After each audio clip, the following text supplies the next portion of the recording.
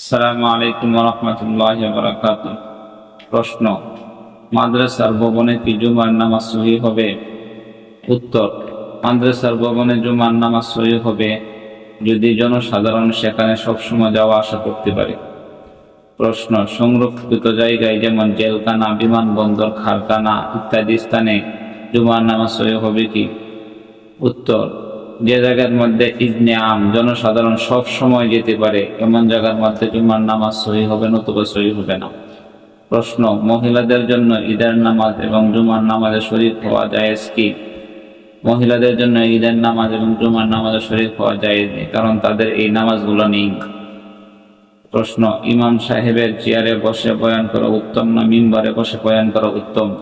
উত্তর, ইমাম সাহেব চেয়ারে বসে বয়ান করবেন। শুক্রবারে জুমার আগে এবং জুমার পরে চেয়ারে বসে বয়ান করাই সুন্নত।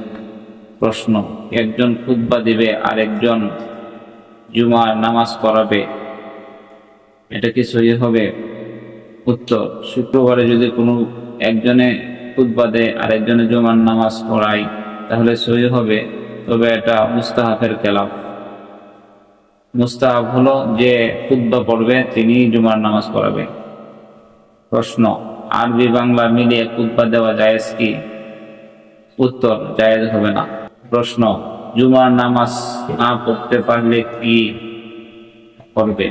উত্তর, জুমার নামাজ না পড়তে পারলে কোনো ব্যক্তি যদি এরকম সময় সুযোগ না মিলে তাহলে সে জোহরের নামাজ আদায় করবে, একাকী সে জোহরের নামাজ আদায় করবে। আসসালামু আলাইকুম ওয়া রাহমাতুল্লাহি ওয়া বারাকাতুহু।